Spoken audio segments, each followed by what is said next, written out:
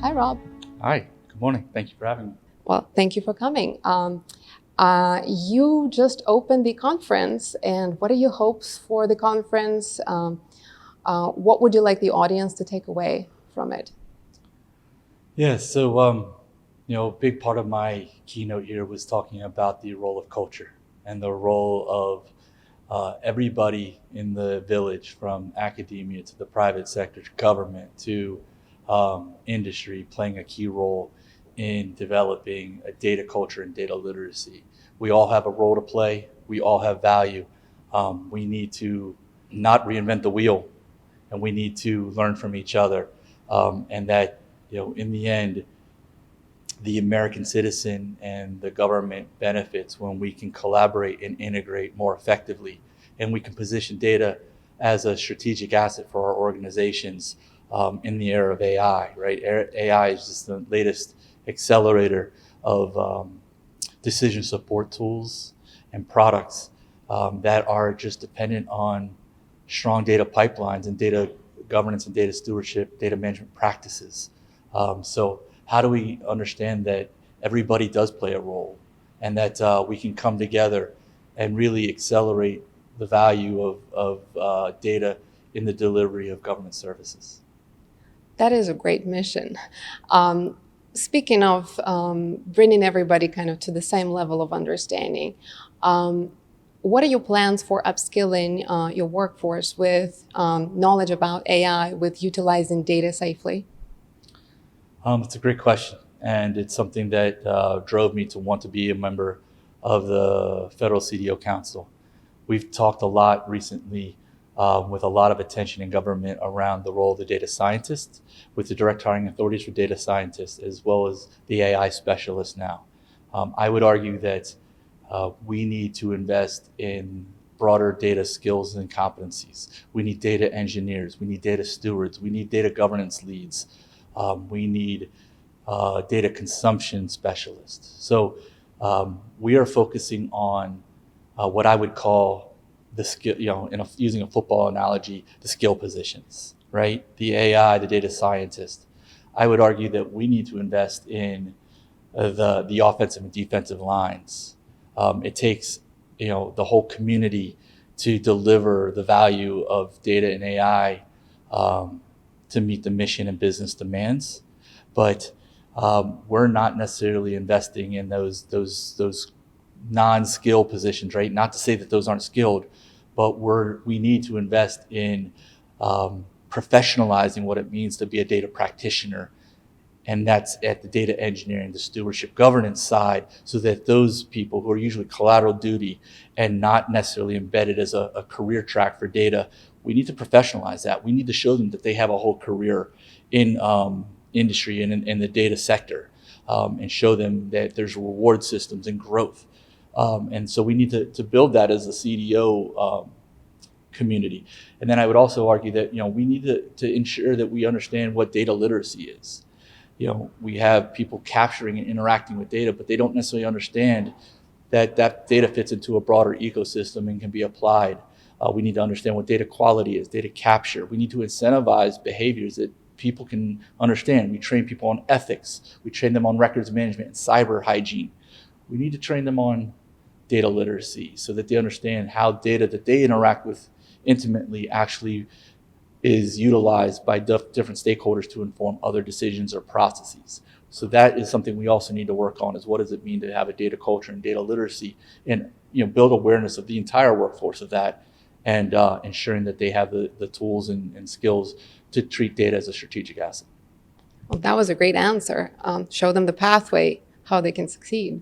What are the biggest challenges within the energy space with respect to safe data practices overall, and particularly applicable to energy space? So I've been the inaugural CDO for the Department of Energy. I arrived in July. I'm still learning the full mission of the energy portfolio. But what I would say is our national labs, our security sites, our program sites have some of the most brilliant individuals in the world, in their spaces, in science and research and technology. They are doing great things. I really see my role as an integrator, a collaborator, to scale that collective genius, right? To showcase how the science and research that is being conducted at the site level, the lab level, can be shared to accelerate that science and research, where we can show how there is overlap, and that, again, using that all boats rise with the tide. How can CDOs be the moon to lift all those boats so that we can share data, we can share science and research in a more secure, streamlined manner, so that we're not building redundancy. And I see a lot of opportunities at Energy to do that. And I'm so excited to be here because I see an agency that's very forward-leaning and understands how critical their missions are. And they want to take advantage of the data, their data, and position it for AI and bring it together to drive economies of scale. Well, thank you. What is the one or two technologies that you're looking forward to implementing within the organization? So I'm not going to talk about specific technologies, but I'm going to talk about where do we need to focus our immediate attentions, right? So we haven't yet necessarily built understanding of the importance of metadata, right? So much opportunity to build a data fabric, to consolidate our metadata, to start to standardize and rationalize and curate our metadata so that we understand our source and lineage of our data, and our metadata, so that we can understand where do we have duplicative data, where do we need to standardize and rationalize our data for commonality and consistency, so that as we start to build non-invasive data governance and data pipelines to AI models, that we can track that are our models comprehensively informed with quality, complete data that is fit for use for that model. And that starts with the metadata, right? And then there are tremendous opportunities to deduplicate our data and drive down our storage costs that then create opportunities for reinvestment by these organizations into other critical mission areas, right? So tremendous opportunities for both the individual labs and sites, as well as the enterprise, as we look to build this data fabric at the metadata. How do we get there, though, is through an integration strategy, right? Our data is so federated. It lives in so many different platforms and applications, both on-prem and in various clouds.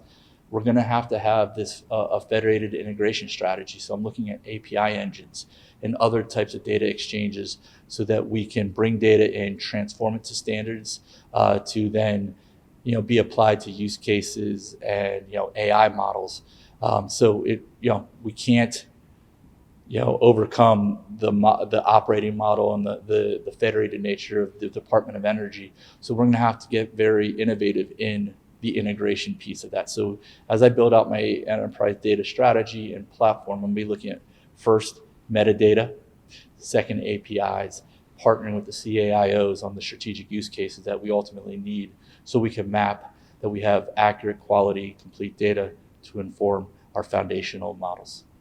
Well, thank you so much for your answers and for your time. It was a real pleasure meeting you. I hope you enjoy the rest of the conference. Thank you for having me.